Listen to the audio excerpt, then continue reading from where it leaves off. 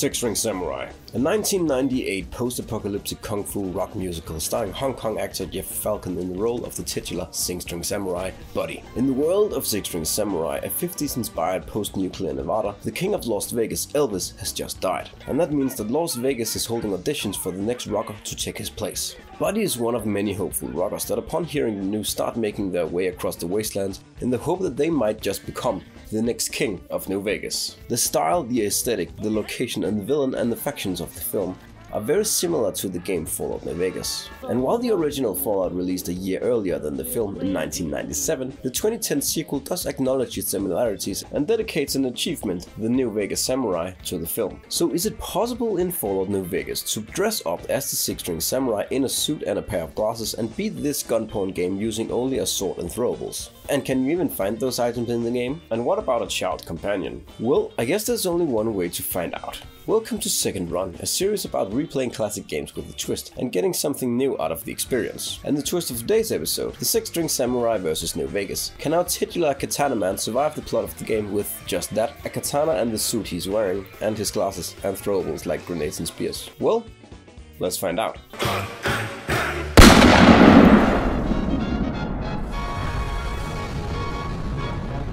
First, I attempted my best at recreating the protag from Six String Samurai. Since there is no suit or katana available from the beginning, I decked Buddy out in a sort of black outfit and equipped him with a broad machete that is available with the Ultimate Edition of the game. Then, after sitting through Doug Mitchell's long-ass tutorial, Buddy does the bare minimum required to pass the combat tutorial, and then he completely ignores the incoming powder ganger attack and hits straight for Prim, where Benny is heading. My goal for Buddy in this playthrough is naturally to become the king of New Vegas. And the best way, and probably the only way to achieve that, is to follow the main story and side with Yes Man for an independent New Vegas that Buddy can then rule over. However, before I can become the king of New Vegas, I will naturally need to have Buddy look the part, and this means finding a katana if there is one, putting on a suit and a pair of glasses, and finding a guitar. At Prim, Buddy gets his first taste of real combat as two gang members open fire at him from a distance. This is also the first experience with what will become a recurring problem throughout this playthrough, and the Achilles heel of any melee build in this game: closing the distance. While later games like Fallout 4 has a perk that lets the player effectively teleport to their target in VATS, closing the distance in an instant, New Vegas, however, not being a later game, does not, and Buddy has to take shelter behind this lamppost and wait for his target to get close enough that he can hack him to bits. Inside the casino, Buddy finds out that the town has been overrun by some gang, of which the outside bear people were part of. And before they will tell him where he needs to go next to find the man that shot him and left him for dead and stole his poker chip, he has to go rescue the town's deputy because, fucking RPGs. Buddy agrees and heads inside. While there, the immediate challenge of the enemy is much easier. The presence of plenty of corners enables Buddy to easily close the distance, and aside from a very close call with a flamethrower, another melee build Achilles heel, Buddy fares fairly well and manages to kill everyone there and save the deputy. After getting the information that Benny is heading towards Novak, Buddy then starts making the trek across the desert, but gets over cocky when he spots a herd of bighorners and by extension some delicious animal meat for eating, and then gets absolutely annihilated by the bighorners. Not wanting to make the same mistake twice, Buddy attempts to circle strafe around the herd, but then accidentally attracts the attention of a gang of super mutants, that then beat the absolute shit out of him. Buddy, popping all the stims and healing items he can, attempts to frantically limp away from the mutants, and just as the super mutants is about to land a finishing killing blow on our titular hero, the game decides to throw me a bone and turns the bighorners aggressive towards the super mutants and then turns off gravity, causing one of the bighorners to ram a super mutant into the stratosphere and the other ones to turn around and run for their lives while screaming bloody murder. Further down the road, a Kaiser's Legion barbecue forces Buddy to take a detour and walk through a canyon, and after elegantly dodging a few mines that someone must have accidentally dropped and then put a traffic cone on, Buddy spots two people and realizes this is an ambush. Attempting to ambush the ambush, Buddy creeps up behind one of them and attempts a VATS kill, but then gets stuck on a piece of rock and just flails his arms in the air, blowing off all his action points. The lady he's attempting to kill then proceeds to blast off both of his arms into giblets, and at this point I thought that Buddy was once again gonna bite the dust and force me to once again trek here from Novak. But somehow Buddy miraculously managed to headbutt the lady so hard that she broke both her arms and then dropped her gun. And then ensued the most intense fight I have ever witnessed in a game, as Buddy and Mean Lady engage in a nippling battle. A nippling battle that Buddy miraculously wins. Barely. Even more miraculously, the mean lady's corpse has both a stim pack and a doctor's bag, and Buddy patches himself up and restores his crippled body parts and then continues on his journey. Feeling a bit cocky after his flawless victory against Mean Lady, Buddy then tries his luck against some Kaiser's legionnaires and then gets shot in the face and instantly dies. But upon reloading and contemplating another try, the NCR shows up from one side and the Crimson Caravan from another, and then they absolutely annihilate the legionnaires, allowing Buddy to nick all their cool stuff and sell it to the Crimson Caravan trader. Further down the road, Buddy saw another ambush incoming. This time prepared and not wanting to get stuck on a rock waving a sword around, he instead decided to make use of the throwing spears that he picked up earlier. And then he threw 4 of them into a sign and aggroed the entire gang and got smashed to bits. The second attempt went much better, however. Buddy managed to close the distance on a gunner and kill him, then another, then hold off a melee attacker while in cover from the 4th and last gunner. Gunner that he then took down, and as the melee attacker he held off earlier ran for a gun on the ground, Buddy threw a spear into his face and killed him. As Buddy continued and Novak's dinosaur tower started appearing in the distance, I began to feel a little more confident in the self-imposed challenge I had set for myself. See, I knew that melee was a viable option indoors, but unlike Fallout 3 and Fallout 4, New Vegas has a lot of wide open spaces, and a lot of its action takes place in these wide open spaces. And Buddy's first couple of battles in these wide open spaces proved to be disastrous. So the 4-on-1 fight at the sign was just the morale boost I needed to boost my confidence. And then Buddy ran into another ambush, got teleported into a rock and got himself stuck, and then I remembered something. No matter how much I adapt to the gameplay and no matter how much I overcome it, I can be sure of one thing. At any point, the programming structure of New Vegas can collapse in on itself and fuck me to death. Because this game is a garbage fire on a technical level. And all that made me a bit sad again. Buddy arrives in Novak, and unlike in Prim, he doesn't need to do any of the side quests here to get lead on Benny. Because earlier, when he leveled up, I picked the Confirmed Bachelor perk, which increases damage against male targets by 10%, but also unlocks homosexual Batman vision. And Buddy used that to turn on his manly charms and then get the guard in Novak to tell him everything he knows. Buddy learned from the guard that Benny had already gone through there and is on his way to New Vegas, and so Buddy chases after him. On the road, he comes across a random guitar that someone just threw away. Oh, this old thing? Why, thanks, friend. This here guitar is just about the only thing my daddy left me. And with that in hand, we have the first item and we are one step closer to becoming the king of New Vegas.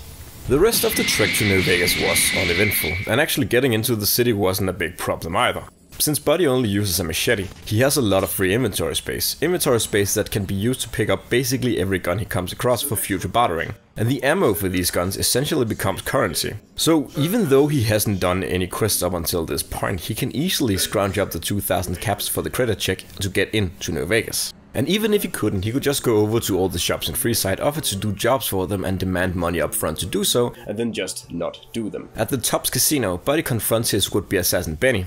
Benny seems super sorry about the whole murdering Buddy thing and puts him up in a nice hotel room and tells him to wait for him there, to which Buddy agrees. In the hotel room, we would normally face a problem. See, in a couple of minutes, a bunch of goons are gonna burst through that door and shoot Buddy to bits. And normally that would be a big problem, seeing as the player gets all of their weapons taken away from them when they enter a casino on the strip. And in the hotel room there are no guns that the player can pick up and to use and defend themselves. However, since Buddy is a melee kinda guy, he can just pick up a pool cue and stand a fair chance against the goons. And then he puts on a pair of jammies, lounges for a bit and takes a nap. After his nap, he picks up the second item that we need before we can become the king of New Vegas, the glasses, and then he prepares himself for the incoming assault. An assault that is over in a second as Buddy tears up the thugs in no time with his pool cue, and then picks up the third item we need to become the king, the suit. Looking for clues as to where Benny has gone, Buddy enters his private quarters and runs into Yes Man, a robot who wants to help him take over New Vegas for some reason. However, to do this, Buddy needs to get the chip that he is after and use it in a secret underground bunker. But unfortunately, Kaiser's Legion is camped on the top of that bunker. However, this isn't actually much of a problem, because just as Buddy leaves the Top Casino, one of Kaiser's goons runs up to him and tells him to come to the camp, and then he begins to make his way there. This trip is also fairly uneventful. Buddy kills a fiend and then comes across Veronica, who is the closest to a child companion, I guess, since her voice actor Felicia Day is a child at heart. So he gets her to join him, and now all we need to become the king is the sword. The rest of the journey to Kaiser's camp is a breeze. Buddy's melee skill is closing in on 100, so the fire ants and geckos that he and Ronnie runs into on the way there don't put up much of a fight. And because Buddy wears the mark of the Kaiser, the Legionnaires don't hassle him either. At the camp, Buddy learns that Benny is here and he brought the platinum chip with him. A chip that Kaiser then gives to Buddy and tells Buddy to go make the robot army in the secret bunker base not work anymore.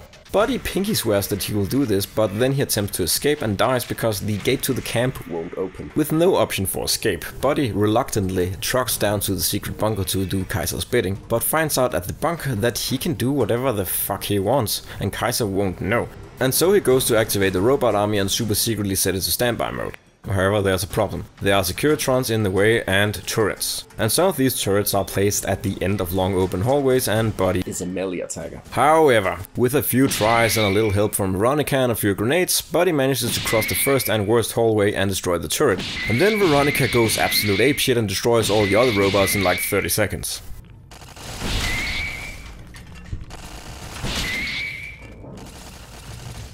Back at Kaiser's tent, Kaiser forces Buddy to make a choice. Kill Benny or crucify him. And then he pulls some toxic masculinity shit and says that making no choice at all is the same as making a choice, and heavily insinuates that Buddy is a pussy-ass cock soy boy. Naturally, this video game character's words really got to me, so I went for the fourth option, and Buddy untied Benny and then they made a run for it. And then they made 20 more runs for it before I gave up and decided being a pussy-ass cock fuck soy boy was better than being trapped in an endless death loop. So Buddy and I left Benny there to get crucified and then got on a boat back to the Mojave. And then that just didn't happen because the game once again threw me a bone and didn't progress the quest. So Benny is now just there waiting for me in the camp. Forever. Back in the Mojave, Buddy has to make some decisions. His robot army is ready to rock, but it needs to know who to rock on. So we gotta go visit all the factions of New Vegas to see who's worth keeping around. The Omertas demand that Buddy hand over his weapons as soon as he enters, and that's no way to treat the future king of New Vegas. So Buddy decides to teach them a lesson, and then proceeds to die a bunch of time and get Veronica killed. Reloading, Buddy decides to hand over all his weapons and goes to investigate the casino. And here he finds out, by pickpocketing a guard while standing in front of him and entering an off-limits VIP area, that the Omertas are really bad dudes who like to beat the shit out of prostitutes, and they have some sort of weird fetish for ghouls. Having already caused a tiny bit of a stir getting into this room, Buddy decides to just mosey on out of there and cross the Omertas off the robot's army's nice list. I would have liked to make Buddy slice all of them up, but the casino has a lot of wide open spaces and the Omertas have guns, and Buddy, he doesn't. So yeah, leaving it up to the robot army. Oh yeah, and Veronica died again by the way, and I forgot to reload to save her, so... Bye bye, Felicia! Next up is the White Gloves, and they seem like a super friendly bunch. They do keep mentioning how they're super against eating human flesh, even though Buddy at no point asked. And weirdly enough, while looking for Mr. Henderson's son, Buddy found out that he had locked himself in the freezer room in the kitchen next to where a dude was preparing a suspicious meal with a suspicious ingredient. And then when another dude started talking about eating human meat, an assassin appeared out of nowhere and killed him for an unrelated reason. And in one of the hotel rooms, another gentleman seems to have died of an unrelated heart attack, and then a group of people dressed exactly like the White Gloves burst into the room and try and kill Buddy. But I'm sure it's all unrelated to the cannibalism. And Buddy should definitely let Yes Man know that they shouldn't be harmed. Mostly because of their fantastic fashion sense and choice of weaponry. That choice being not guns, which makes them a whole lot easier for Buddy to kill in case they decide to pull some shit. Next on the list is the Brotherhood of Steel. Their bunker is a little ways off from the closest waypoint that Buddy can travel to, but because the quest in Goodspring hasn't been done yet, the 20 powder gangers standing in the way of the bunker are not hostile at all. So after killing a couple of dogs and a rat scorpion, Buddy arrives unharmed in Hidden Valley. The Brotherhood makes a terrible first impression. They tell Buddy to strip or die, and he chooses to tell them to go fuck themselves, and then they immediately vaporize him with their laser guns. However, on the next try I realized that Buddy had a plasma grenade in his inventory, and if he rushes to cover and hides just as he enters the room to the bunker, he can get a drop on the brothers. After a dozen attempts or so, Buddy was able to throw the plasma grenade and take out a few of the brothers, and then trick them into splitting up and picking them off one by one, and then getting the key and getting the fuck out of that inbred sex dungeon. Buddy lets Yes Man know that the Brotherhood is hostile as fuck, and also that they're into some weird shit where they force people to strip and put on some weird S&M necklace before they can enter their bunker. And Yes Man says that that is some fucked up shit and that he will kill them first. And then we're heading towards the Great Khans to figure out what they are all about, and they are not about much. Buddy is able to stroll into their camp uninterrupted and stare at them while they sleep, so both he and I figures that if they are so incompetent that they cannot even keep a night watch, then surely they can't be much of a threat, so Buddy tells Yes Man to go ignore them as well. And finally, Buddy went to go see the Boomers, and for a gang of trigger-happy racists, they are actually kind of alright. So Buddy tells Yes Man to ignore them as well, and with that we have evaluated all the factions that will play a role in the battle for Hoover Dam. And now it's time to set things in motion. But before we can do anything else, Buddy needs to go make a pick stop and pick something up. Until now, I had, like a complete dumbass, been ignoring the kid on 3 side who yells advertisements for Mick and Ralph. When he said that they had everything, even things they're not even allowed to sell, I was just thinking guns and armor, and Buddy doesn't need that shit. But apparently they also have the motherfucking katana. And with that, Buddy's entire ensemble has been assembled. And it's time to take down Mr. House and take over the Lucky 38. And that's actually harder said than done. I was expecting an absolute shit show, pretty much like every other story encounter had been up until this point, with lots of saves coming and getting checkmated by the gun-happy enemies at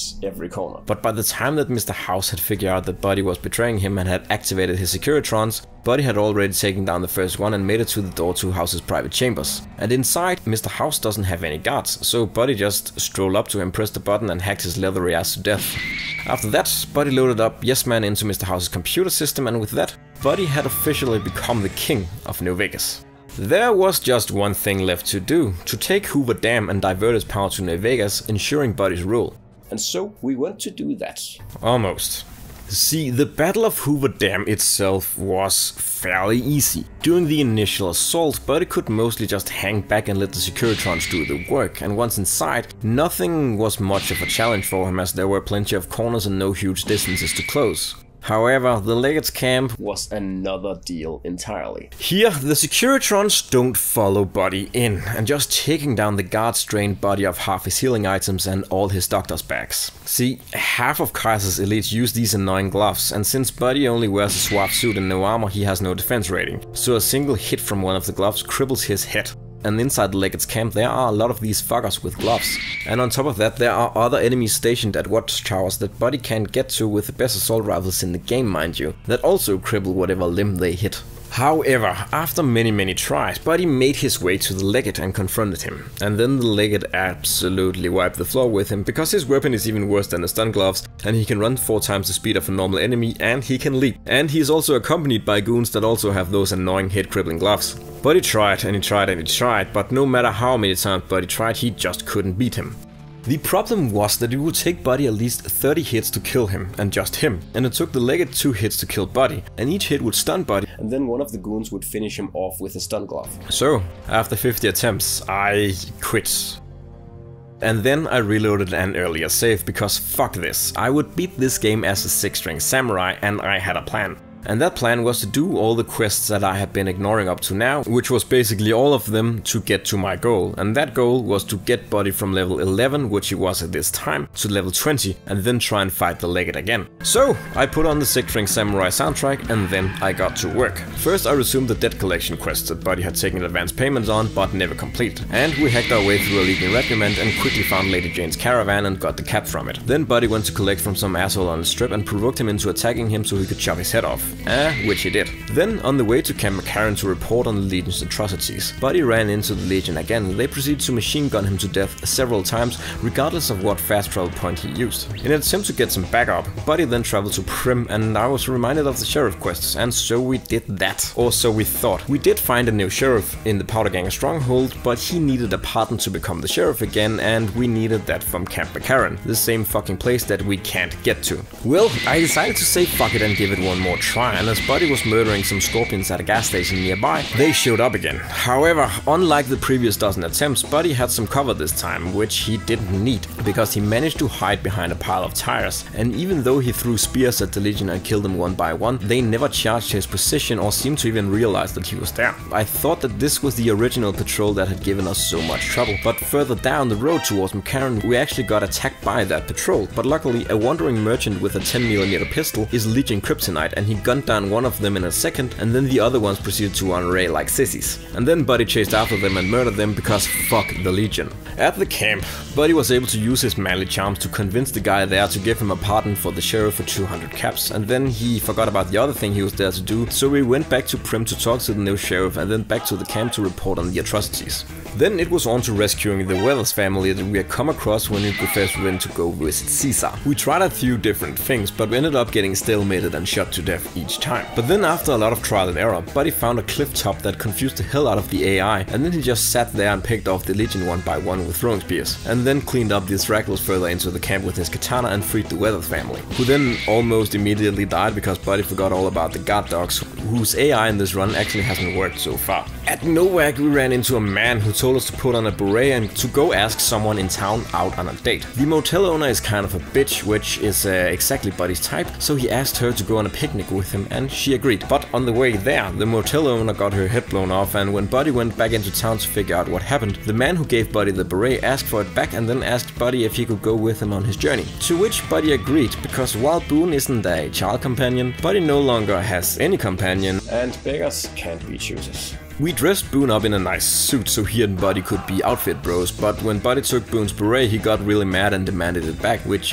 Buddy did. Despite getting off to a rocky start with the whole beret back and forth business, Buddy and Boone quickly became the best of friends. But their friendship wouldn't last long. When they went to go negotiate a hostage situation at Boulder City, Boone got murdered super fast and then the friendship was over. Bye bye, Booney! Now being short a friend once again, Buddy went to the place where the other kings of New Vegas like to hang out, and he helped them with some stuff, and in return got this cool dog as a new friend. The only thing Buddy had to do was to go take Rex to the vet in Jacobstown, but on the way there, the fucking Legion attacked and Rex died, and Buddy was once again short one friend. Bye bye, Rexy! Since Buddy obviously couldn't keep a friend around, he then instead went to the Boomers territory and helped Jack there make a special friend. Then he cleared out a reactor room that was full of ants, stole some solar panels from the NCR to fix something, got attacked by the Legion again on the way back there, and then killed the monster from the Black Lagoon and salvaged a plane that the Boomers will use for God knows what. After that, Buddy went to go genocide a hostile plant species from a vault, help the people of Good Springs repel the Powder Gangers, who have been patiently waiting for Buddy to advance the quest the entire duration of the main story. And by that I mean that Buddy hacked all of the Powder Gangers to death on his own. Then Buddy tried his hand as a businessman on behalf of the Crimson Caravan, but unless the person Buddy is speaking to likes men in the bedtime way, Buddy can't convince anyone of anything, so he gave that up pretty quickly. Also, there was very little murdering involved, and his katana is a hungry beast. Then finally, after being pretty fucking tired of getting constantly shot to bits by the Legion, Buddy went to their hideout and went to town on them. The guards in the outer rim didn't stand much of a chance.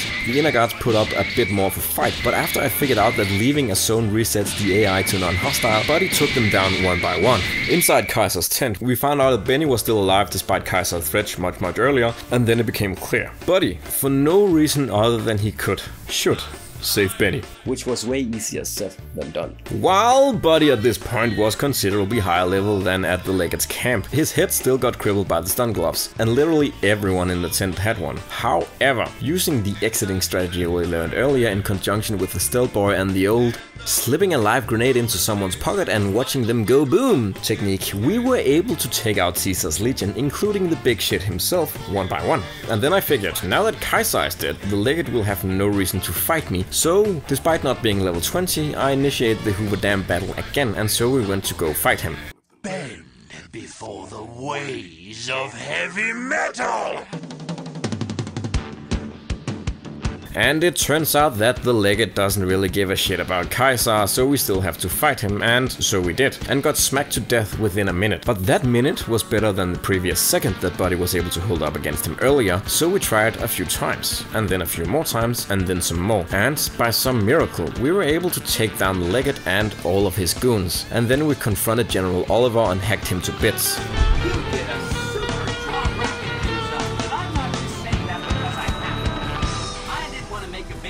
And with that final blow to General Oliver's stupid face, we have proof that you can indeed dress up like the six-string samurai and using only his equipment and skills, beat Fallout New Vegas and become the king. You just have to be very patient and become intimate friends with every tall rock and corner you find. And not to get too attached to your companions. This was fun. We'll definitely be doing another pop culture character in the future, but for now, bye bye.